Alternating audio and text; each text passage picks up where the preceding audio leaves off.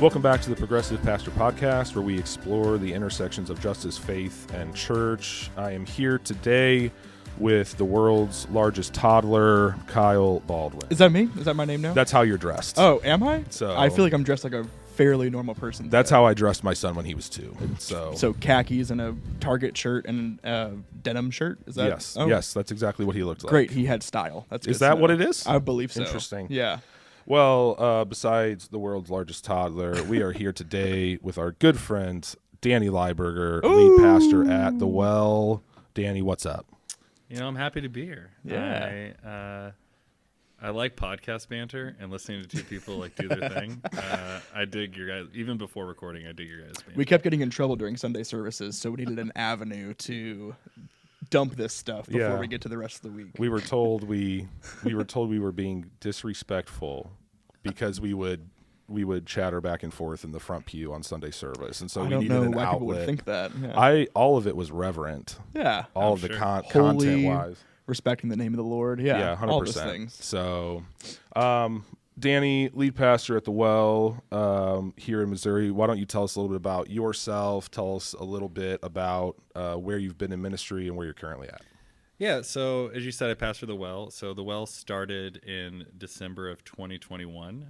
So we're a United Methodist Church plant. I think, to my knowledge, we're the first church plant from when we started. There hadn't been a new one in about 8 to 10 years. Oh, interesting. And so as far as like starting something new, from like the term parachute drop, so like not a campus of a new church or not multi-site or even like a sister church, like we were truly something new with new people, not connected to another church. And so one of the first in a while to do that here in Missouri. But since, there's actually been like a domino effect. I think I think of like probably 4 other projects that have gotten up and running that are new, which is cool. So started that in December of 2021 with the vision of really being like a church for all people.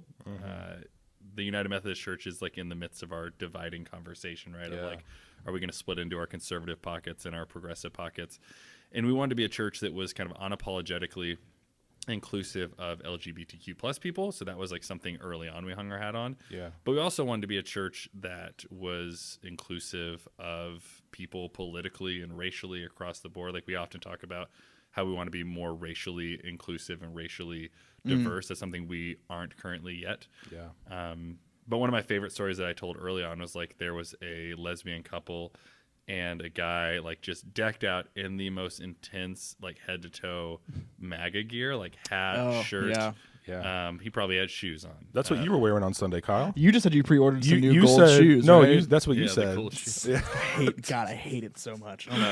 But what I appreciated was these two people sat next to each other and built a friendship. Right? Yeah, that's cool. Yeah. And oftentimes, and something we've talked about at the church is like because we're so unapologetically, and if you follow us on TikTok, like you would be like they only talk about LGBTQ plus inclusion.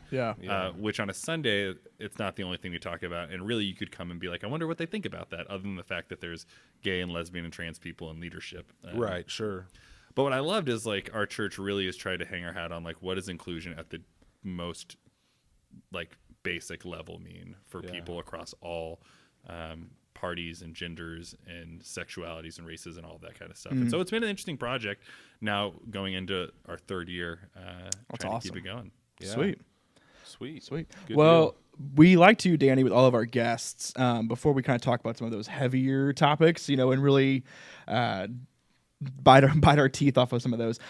We kind of do a little icebreaker every time that we do an episode, especially when we have a guest. So for the two of you, I've prepared a little game. We just wrapped up the Super Bowl a few weeks ago. Go right? Chiefs. So, you know, everybody here was just thrilled that Taylor Swift had so much screen time and really ruined the NFL and all those fun things, right? Yeah. Even though she was only on screen for like less than a minute during the Super Bowl. 27 seconds or something like that. Something ridiculous like that. So I prepared a fun game for you guys.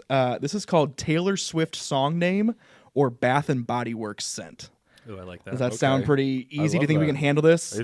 I feel like I should be able to tell them. I feel like I won't be a good feminist if I can't tell them apart. Do you think you're going to get 100%? I don't know that I'll get 100. I'm not a hardcore Swiftie. I can promise you won't. I'm not your wife. I don't know. Okay. Are you ready for this? Yeah. All right, here we go. First one. 1,000 wishes. 1,000 wishes? Yeah, I'm going to go Bath and Body Works on this one. That that sound. I mean, there's nothing scenty in that. There's not like. I'll go with Danny. I'll do Bath and Body Works. Oh, you're a conformer, but it is Bath and Body Works. Oh, there you Thought I go. led you astray there. All right, Christmas Tree Farm. That's got to be a Bath and Body Works scent, right? I mean, I'm trying to think. You tell me. I don't have a ton of knowledge of T Swift. These are song titles or lyrics? Song titles. Song titles. Yeah, song names. Yeah, I mean, I got to go Bath and Body Works just because that not only sounds like it, Yeah. but I don't know her full discography, but I've never heard a song title like that. It's Taylor Swift. What is it? How do you have years on there? How I don't early have was years. this? It's I think it was when she was technically country Taylor. Oh, technically. before her conversion. Yeah, Okay. right. 100% out the window. Yeah, there you go.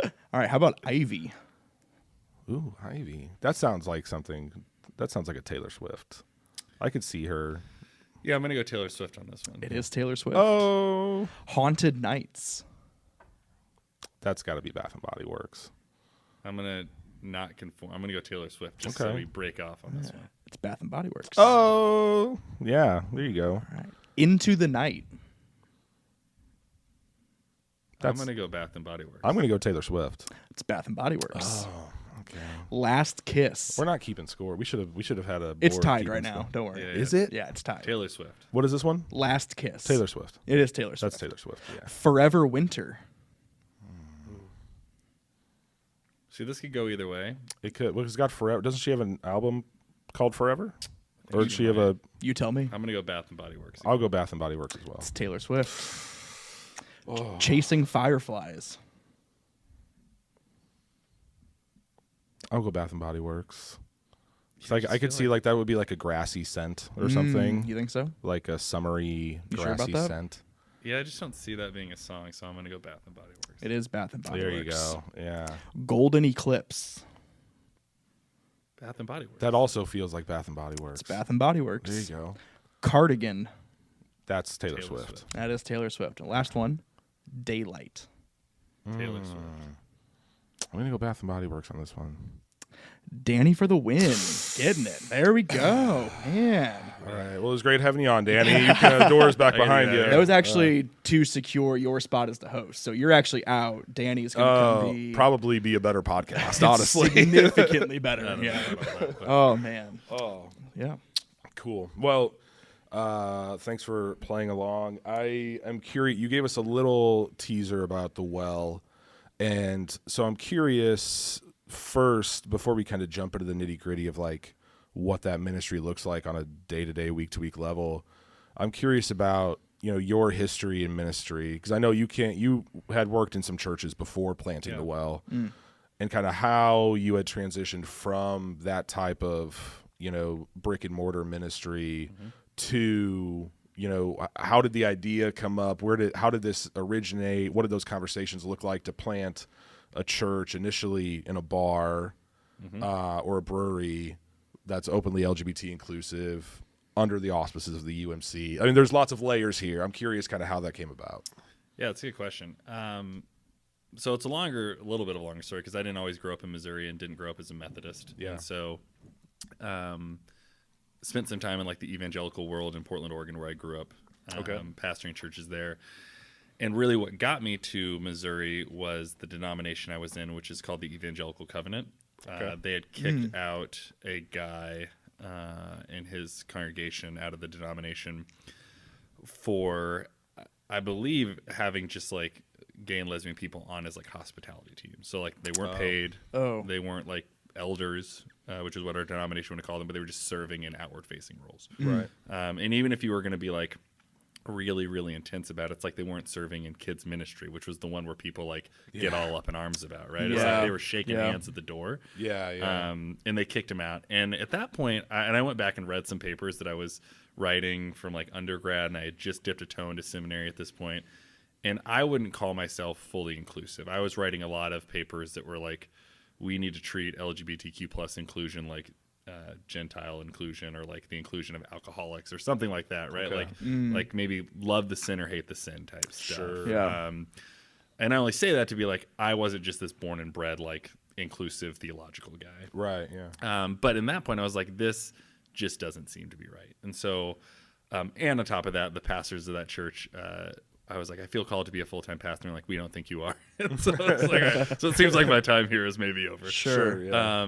And I was just looking for a job anywhere in ministry. I really wanted to work in a church that was growing, reaching new people, and inclusive, even if I wasn't fully there yet. And I thought that would be in Portland, and if not Portland, California. And the idea of landing in the Midwest was not something that was on my radar. The first church I'd ever worked at out of college. It's like the hot spot to go to. What are you talking about? Yeah, I mean, this is the most inclusive part of America right here. Well, it's the battleground in many ways, right? Right. Yeah. And the first church I ever worked at a college was I was there for 10 months. It was a small Baptist church in rural Alabama. And I was like, I'm never going back to the South. And Missouri was the South in my mind. So I'm like, I'm not going back here. And now I know that it's not true. And if it was, maybe that would be okay. But I was like, I had this caricature of what I thought the South was like. You weren't far off. Yeah. So anyway, so that gets me to Missouri. I work at a church called The Gathering. Loved it. I was there for 5 years. Was a campus pastor, helped start churches, had a campus and a bar for young adults and college students. And then went from there to a church that was more established, maybe 50 years old. Yeah. And during my time there, I realized, and at this point, I kind of skipped over like this 7-year period of like really came to be inclusive as I like finished my seminary work, as I just met people that were in the LGBTQ plus community. Like, I think the biggest barrier for many people is they turn humans into a theological hypothetical, and they like just don't have any like relationship with someone. And it's really hard to hate someone that you know, and it's also really easy to create a theological argument against people that don't exist in your mind. That's what I'm seeing the Methodist Church do at a really big level, at the conference level or the jurisdictional general level, is like we turn this into a hypothetical. Yeah. And it has nothing to do with real people. Sure. When you do that, it's like it's so sterile that you don't see the blood on the floor, right? You don't see what the bodies behind you. And I'd be happy to unpack like more of how I got there if that's helpful, but kind of fast forwarding, like eventually became more inclusive through my seminary work. But when I was at this church for like 50 years, it was the week before COVID like shut everything down, and it was I was just happened to be preaching that Sunday. This was at the Gathering, right? Or the Church of the Shepherd. Yeah, Church of the Shepherd. Yeah. Sorry. And I was preaching between the 9 and 10:45, and I remember just sitting in the front row between services and being like, I'm so bored. Like, church has to be better than this. And I'm like, I'm the preacher. Like, I spent 25 hours writing this sermon, and I'm bored of what I'm going to say. And the music was great. The sermon was fine. Like, the people were wonderful. So it was like, but just like something in my spirit was like stirring, like there has to be more than this. Yeah. And so that's when I really opened a conversation with our denomination about like, can we try something new? And there's big conversations in the United Methodist Church about fresh expressions right now. Yeah. I don't know that I would have called us a fresh expression. Like, I don't think we were that creative, but I was like, can we try something new? And all the while, this group of like 40 or so individuals that feel kind of the same way. They were like a small group of people, some of which were at the church I was at, but a lot of which were just connected to no church. And so we started like dreaming like what that would be like, and then got the okay from the bishop and from the conference. And we knew we wanted to start it in a place that didn't feel like church. Yeah. We had done these events, which JT, I think you know about, called Flights in Faith, where we would meet in a bar. We'd give out a free flight of beer to anyone that came. You're speaking my love language. language. Right? I love that. A lot of people that came for a couple reasons. They came for free beer. Sure. Or they loved the topic. But a lot of people came because they hated the topic. And they're like, we want to disagree with you. Ooh. And it was the first time maybe they felt like they could do that in an open forum. Yeah. And then on the other side, people were like, the first time I'm able to even just listen to this topic. And then for a lot of people, like, to have a beer while I do either one of those was huge for people. Interesting.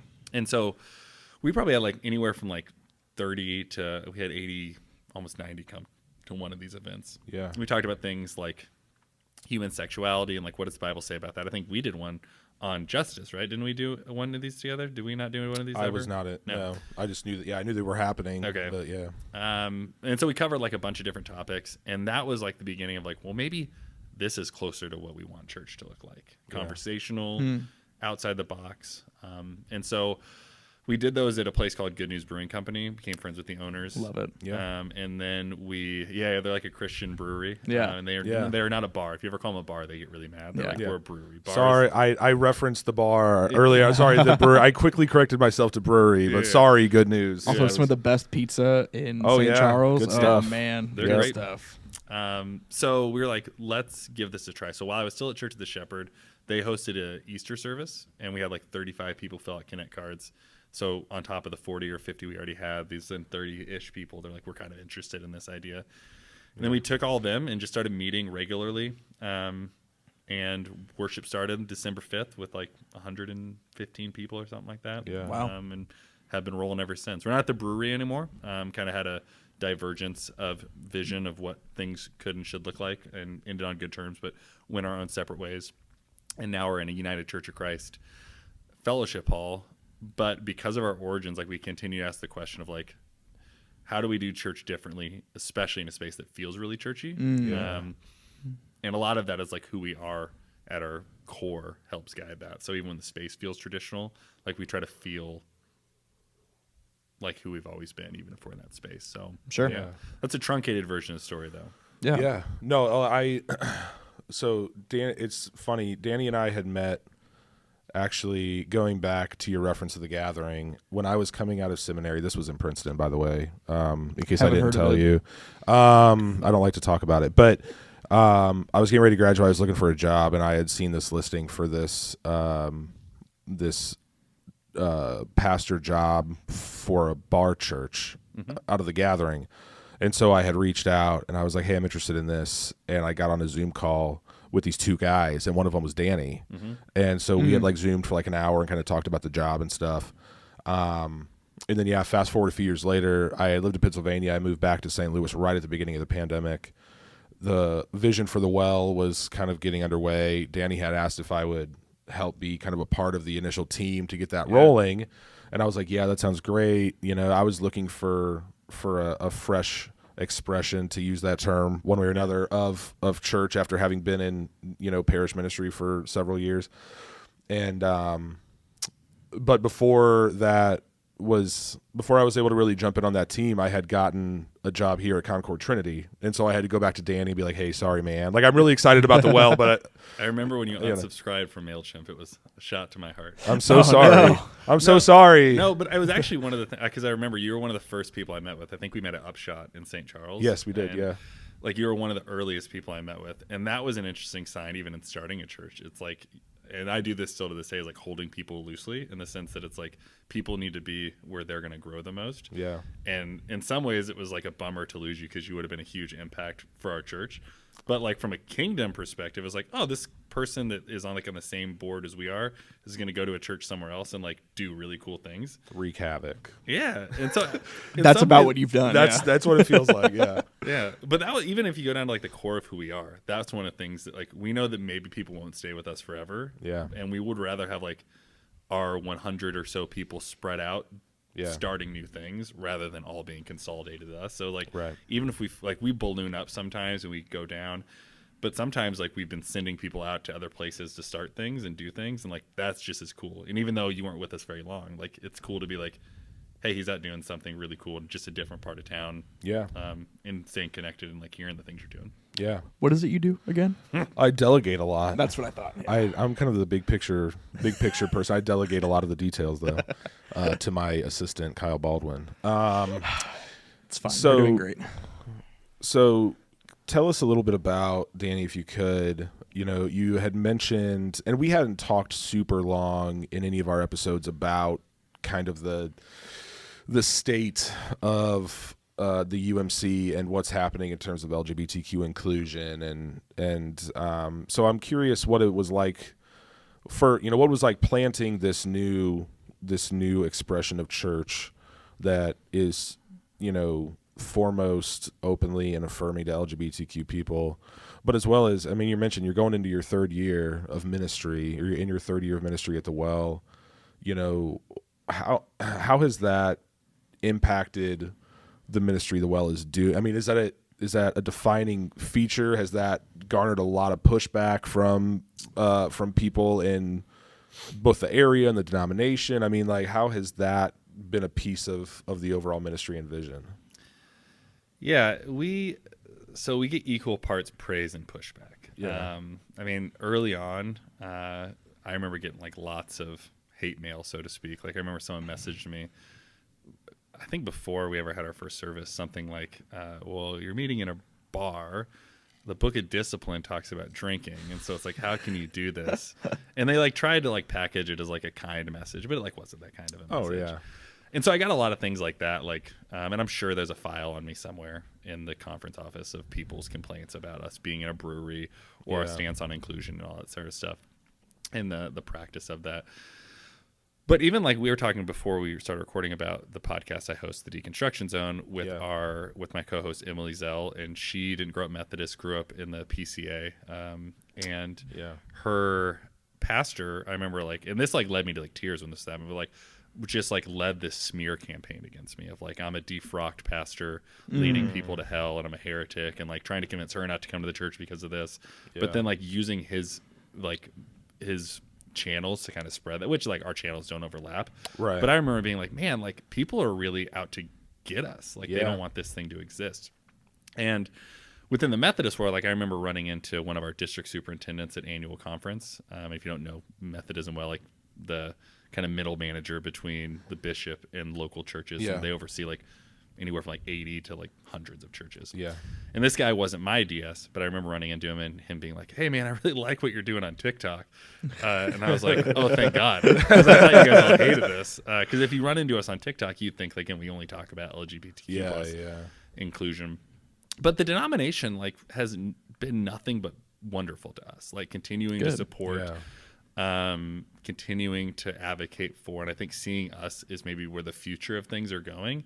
And like, I don't think we're the coolest church. I don't know that we're ever going to be 1,000 people in worship attendance, and like, but I don't think that's the metric that the denomination cares about right now. I think they see like, what does it look like to start new things that reach new people that are unchurched or dechurched and that are inclusive at their core. Like you see a lot of churches, and maybe you guys wrestle with this, and because I don't know exactly where your guys' church is at, but like trying to turn the tide of a church that wasn't inclusive to inclusive is very hard. It's great work and it should be done.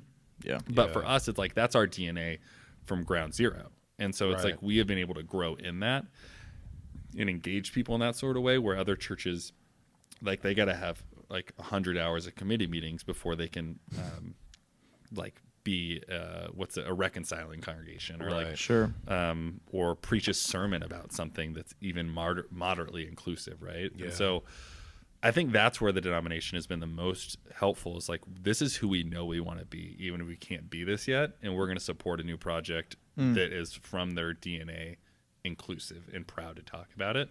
But also like not, and I don't want this to come out wrong, but like we have like gay and lesbian and trans members of our congregation that are like, we don't want to be the flag flying church. Like we want to be a church where we're engaging just like everyone else. Like you don't do straight person Sunday, you don't do black person Sunday or white person Sunday. Like we want to be a church where we're a part of it like everyone else, and our inclusion isn't up for debate.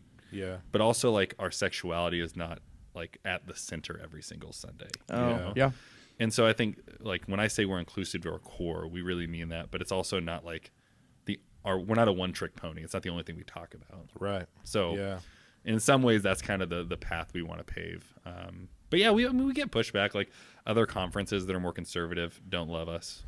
We get a lot of hate on TikTok, and I go back and forth with Mark Driscoll all the time. Ooh, you're not blocked by him yet? No. He's your favorite. You said you love Mark Driscoll. I'm re-listening to the Rise and Fall of Mars Hill, and I just want to scream. I've listened to that podcast straight through. Have you listened to it? I got from Christianity episode Today? 3, and I got really discouraged and had to turn it off. Yeah, it's a lot. I've gone through it like 4 times, and every time it is. It gets even worse every time. The more I listen to it. I will say, because I give him a lot of shit on. Can I swear on this podcast? Absolutely. Yeah. I give him a lot of grief on TikTok. And he's posted something that I agreed with, and I commented. I was like, I give you a lot of crap, and I want to give you props for saying something good here. Because I'm like, you were probably like, I disagree with you on nearly every level. But he made a post something about like how we need to share our burdens with other people. I was like, this was actually good. I mean, a broken clock is right like twice a day, right? So I always say that's kind of my, especially now where. Our church is going through, a certain kind of growing pains at the moment, and the UMC is going through growing pains. But it's like, there are people in our sphere and in my, circles that I disagree with on nearly everything. But it's like, we can both say Jesus is Lord and mean that authentically. Yeah. We might both mean it in very different ways, but it is true to our convictions. And it's like, okay, there's our foundation. We can kind of work out from there that, like, you know, there is some common ground with most everybody, right? And we can get there. Yeah, I mean, I think it's a big. That's the identifier of where, like, as somebody coming in from the outside here at CT, like, where we're going. You know, this church that, you know, has been institutionalized and has been, you know, had its heyday, you know, in the 80s, 90s, early 2000s. Yeah. You know, where they were running, you know, 1,000 people a Sunday, it seems like, or at least from stories and, you know, these big eras that people mark about and are still, you know, remembering, that are still young enough in the church to have effects still.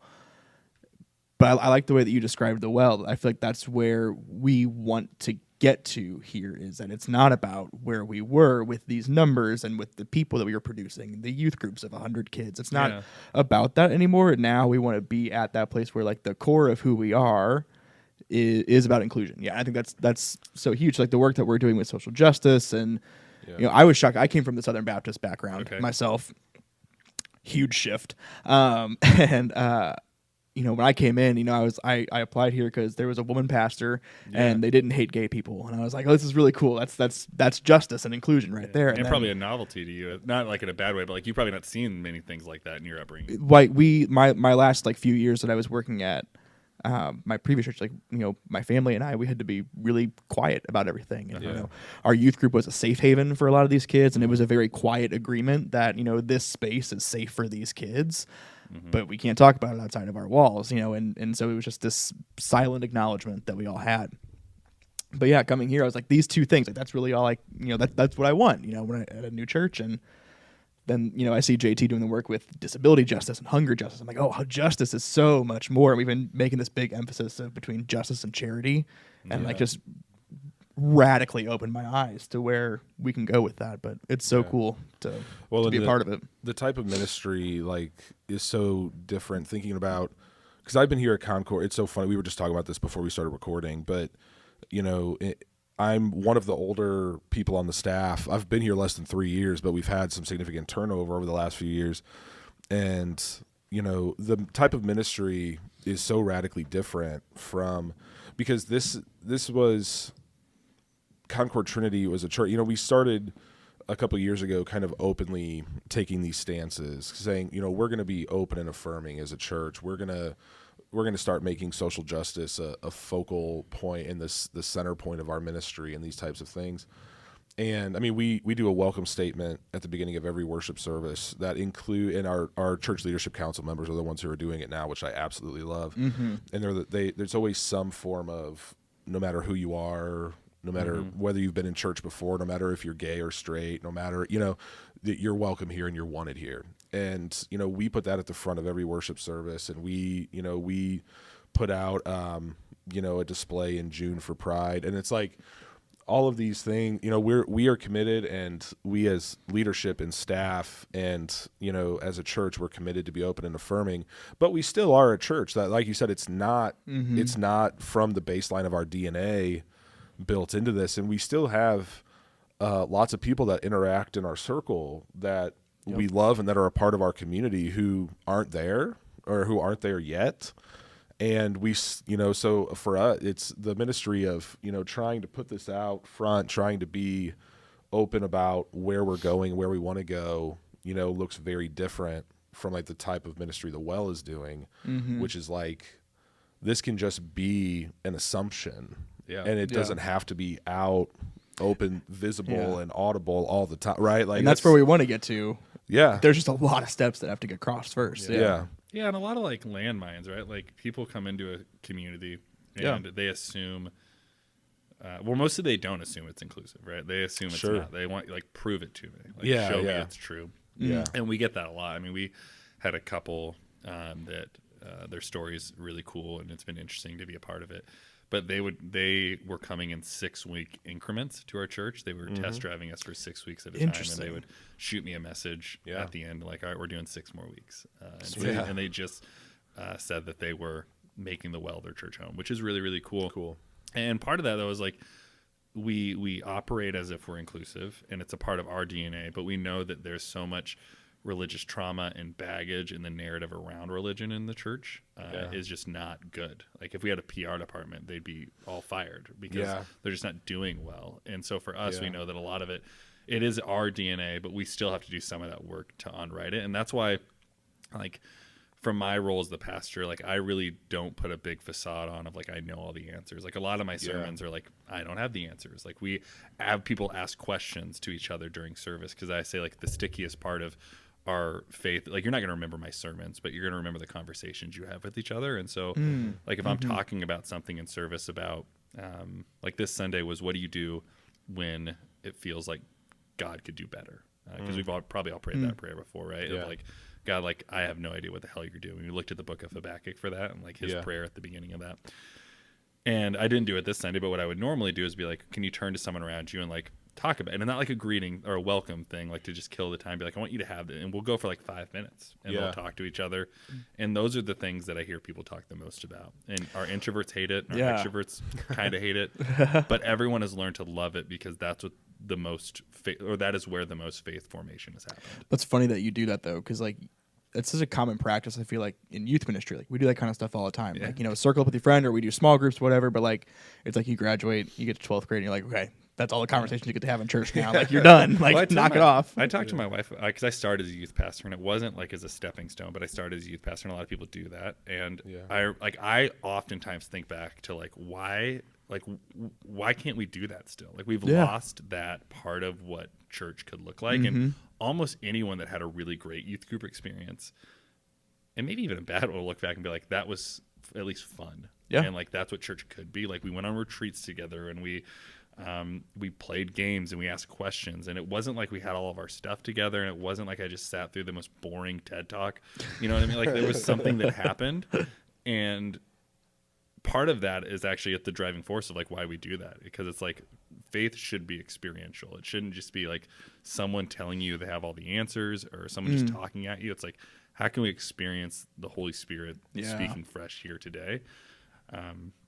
And so we get away from it from time to time, but it's kind of always been like, if it's funny, people used to be like, can we stop doing this? And now if we go too long without asking questions, we're like, oh, we haven't done that in a while. Nice. And our new people, you just see deer in the headlights. They're like terrified. But what I love is like the first people to go to them are the people that hated it themselves, to be like, it's not that bad. Like, really help them through it. Yeah. Which I think is cool. That's cool. That is cool.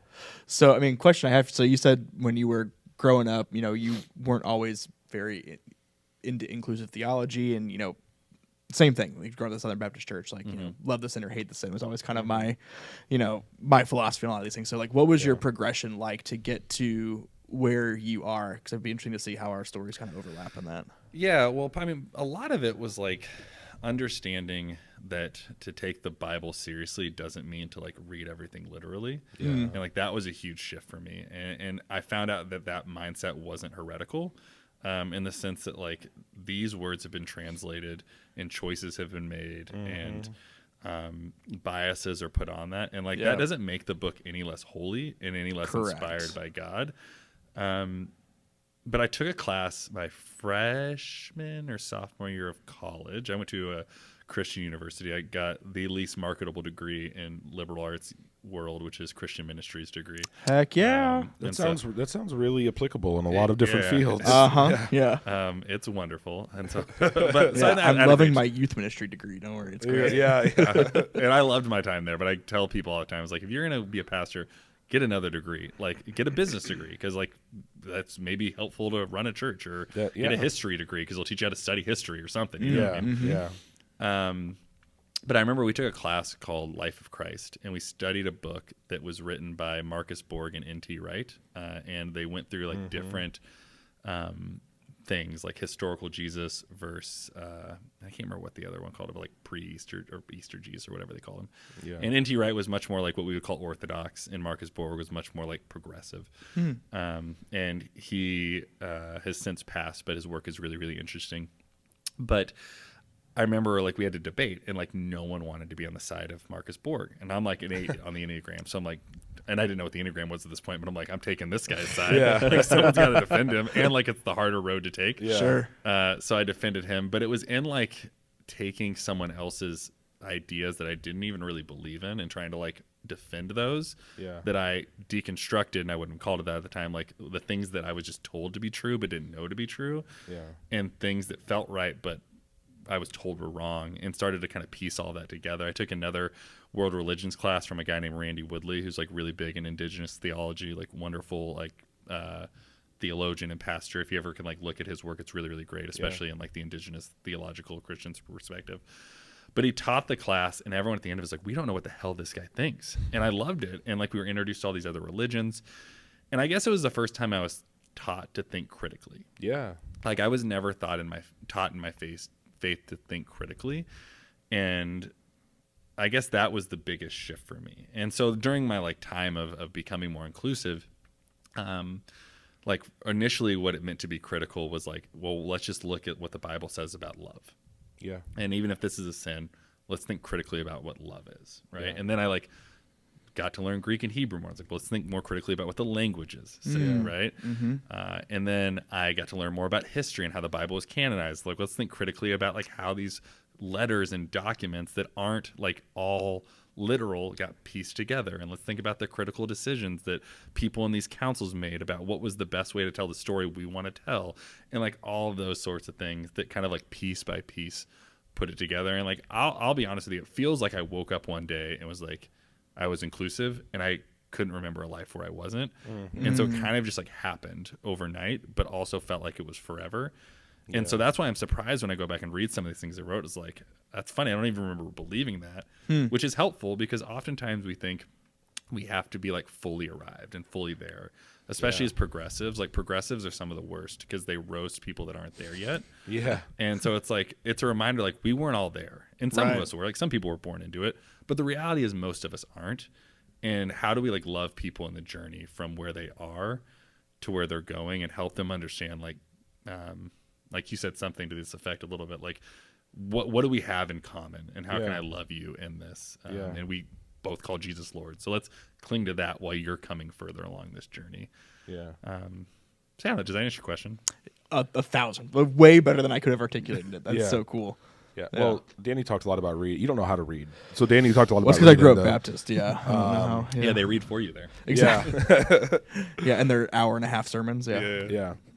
No, and it's interesting because there was a time. So I grew up in the Catholic Church, and I spent some time in an evangelical. Then don't tell me I don't know how to read, Mister. They read for you. Yeah. What? They don't even give you a book. Oh, that's true. No, it's 100%. Yeah.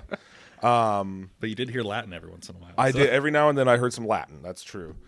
But yeah, I mean, I grew up in that context and spent some time in evangelical circles, and there was a time when I wasn't fully inclusive, and and the way similar to you, I had gotten there through reading good scholarship and through reading good, and so it's fascinating to me just societally to see people that are not there's already a distrust of people that are have academic credentials or something, or who whatever, and it's like that's how I got there, and I got there through hearing well-prepared, academically informed sermons and reading good academic history and biblical studies. And it's fascinating to me that there's this hostility in people that it's like, even if you present them this very, seemingly objective, airtight historical case that Paul isn't talking about with this, thing that we're talking about, that there's already just a disbelief in it. It's quite fascinating to me. Well, and it was just interesting growing up too, because I grew up in my circle, and and that's just who it was, and I did theater growing up. Like that's where I met my wife when we were in elementary, middle school. So you're around like gay and lesbian people, but I went to church and I was a Christian, so I just know that that is a sin. So I didn't know it was possible to know people that are believers and gay until I got to high school, and I did theater with a very openly gay man that he loved Jesus, and I was like, that doesn't make sense to me, and and I never talked to him about it, which is so naive of me, but I was 14 and I don't know how to use those big Right. those words to have those conversations. Yeah. Like I loved Sean. He was the best.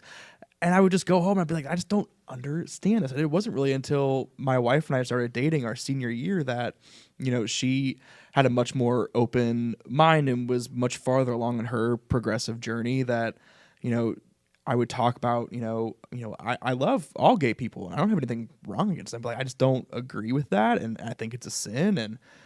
And she would just tell me no. And I was like, oh, but that doesn't make sense. And so it wasn't it. Yeah. Then you start to read things and you start to say like, oh, these things are collections. And man, just like that, the journey that I've been on in, 9 years since knowing my wife. And then just like, seeing where I used to be from and like the relationships that I hurt and like people I could have loved better for the gospel that, were a part of the LGBTQ community. Like it breaks my heart. And then it was hilarious still, that kind of church trauma that carries with you. Like I started my position here and I was like, well, I'm still going to give it some time before like I start to make it more open and known that I'm very progressive. And I was like, I don't want to hurt people's feelings. And then I find like one day I was like, but who cares? Like, no change is going to come from me being silent, and I the people that I hurt are just longer going to be unknown that this is where I'm at. So I was like, so it just, you have to get to a point where you can be open about it. Yeah, like being able to be open about it's huge. And like I even think about with your wife, it's part of it's like so you knew gay Christians and you knew it at a somewhat of a level like that you could be these things because you saw this guy that you loved. Yeah. And you're like, he claimed to be a Christian. You're like, you probably were like, I'm putting words in your mouth. You're like, this guy lives like a Christian. So it's like that. Yeah. That's great. exactly what it is. Yeah. But then you had someone that was an objective, I mean, your spouse, but like another person to speak truth into it. And I think that's often where a lot of the change happens for people is you're not going to probably get it from your pastor initially or seeing the gay or lesbian Christian, but to have that other person that you trust a lot, be able to have that conversation. And that's just something we don't create spaces for because in your marriage, you were probably able to be like, I don't know if I'm there. And she was like, well, this is where I am. And you guys had real, probably honest conversations most people don't feel able to have. And that's a question I ask all the time is like, how do we create those spaces? Yeah. And so it was cool having those conversations because then I was able to learn, my mentor he was a coworker of mine at my last church and he was my former youth pastor and, we love each other very well and we're still good friends this day. But it was like, I would go and ask him questions. And then throughout that journey, I learned that, he also was a part of the silent minority at my last church. And so was our secretary. I'm like, oh, there is a world for this. And so it was cool, and then I learned that, my sister and I are kind of on this side and my parents just being a part of, an older generation. It took them a longer time. And my mom was very open about asking questions and then to see their transition and like, and to being affirming, like my dad last summer was like, I get to go go walk in the Pride Parade with my school. And I'm like, that's so awesome. Like, 5 years ago, you would have never even talked about this kind of stuff. But like, number one ally John is just the best. So I have a working theory that most people really at their core Christians want to be inclusive. I think so just been too. told so long they can't. And they are more interested in their eternal security because that's what they feel like they're losing, which is so silly. But yeah, I think most people really want to. And so it's in your story, your dad's story, a lot we've seen at the well. It's like it's the first time they had permission to really explore that and like feel like they weren't being unfaithful to Jesus. I mean, I just got coffee with this guy the other day and he was like, I'm out as bisexual and the only thing stopping me is that I don't want to go to hell. Like, and I believe wholeheartedly that Jesus loves me and my sexuality is not in that, but I'm not sure that I can act on it. And I'm not sure that that's not going to stop me from going to hell. And that's what I think people often dismiss really quickly for either the LGBTQ plus people or the people that are allies or not yet allies is like for them, it's an eternity issue. And I think that there's a larger conversation about afterlife that needs to happen and what that all looks like. Yeah. But I mean, strip all that away and say that's all equal. Here's what we can agree on. They're taking it really seriously and they just aren't sure how to get to that place yet. And I think that's where I often go back to is like, what can be my common point? Because I know you're taking it seriously. And currently the drum I'm beating, I like find a drum that I beat very often, right? And right now I'm trying to dismantle this myth that orthodoxy traces back to Jesus. It's like such a man-made construct of theological like times and this evolution, and so we use this term to throw it out like it's an ultimate, like, well, I'm Orthodox, and like Orthodox compared to what? Like this guy that came thousands of years after Jesus, right? Like, and so like for me, like that's one of the things I'm currently trying to like pull apart. But we have this idea that LGBTQ exclusion is the most natural thing to the teaching of Jesus, and he would have taught that. And you can't really find that. I mean, he talks about marriage between a man and a woman. He does talk about that. But it's like we don't build any other theology around things he doesn't say. Yeah.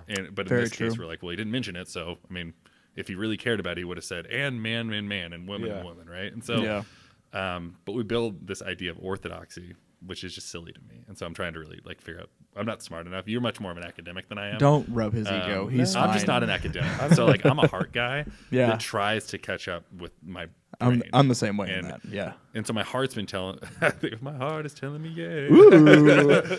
So I'm trying to catch up. We're not going to get demonetized here. Yeah. I'm trying to catch up with my brain to where my heart is. But that's my current drama beating, is like orthodoxy seems like the biggest tool of the devil right now in my mind. Well, and it doesn't seem like orthodoxy and heterodoxy or orthodoxy and heresy, that there was a time in the church's history where like those categories were useful to figuring out kind of these core pieces of, you know, Jesus as the Son of God and the Trinity and these things that now we hold very close-handedly. But it's like that stuff is relatively settled. There's still lots of diversity within those things.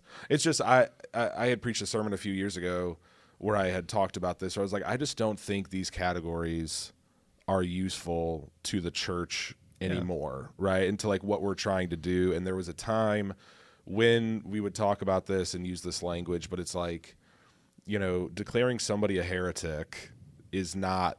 It's not what it used to be, right? It's not used the way it was used to be. It's not the type of, and so, you know, I have a hard time just, you know, when conversations start there, I have a hard time. Like that's a hard launch point for me to get behind, because it's just like, I have a hard time starting the conversation from that space.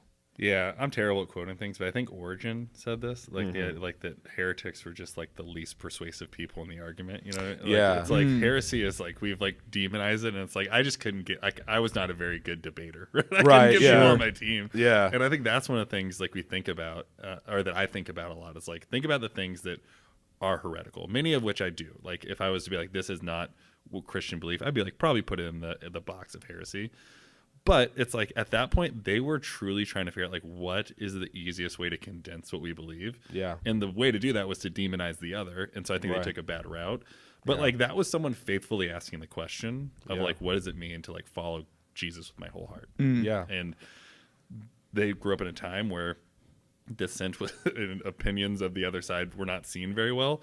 Yeah. But we're also in a time where like we're kind of doing that again, like this resurgence of really demonizing the other. And I just don't want to get back to that. Like, how do we have really good discourse with people we disagree with? Which one of the things I think is cool about this, like you guys are an openly progressive pastor podcast, but like at the core of it, like what is the goal? Like, is it you're trying to like help people not just become progressive, right, but help people really figure out how to follow Jesus in that? Right? Yeah, I mean, it's for me, like I wish that like for myself, this is my reasoning, but I wish for like myself and like for my family and for those that I love that have kind of come on this journey with me, that like there would have been avenues easily accessible for me to learn about these kind of taboo topics that aren't talked about in the church, you know, and not even just LGBTQ issues, you know, but like, you know, church trauma and spiritual health and mental illness and like all of these things that like just aren't talked about because it's not written in the black and white in the text. And so like I'm too scared to talk about that. Like we used to talk about that in the Baptist church too. Like,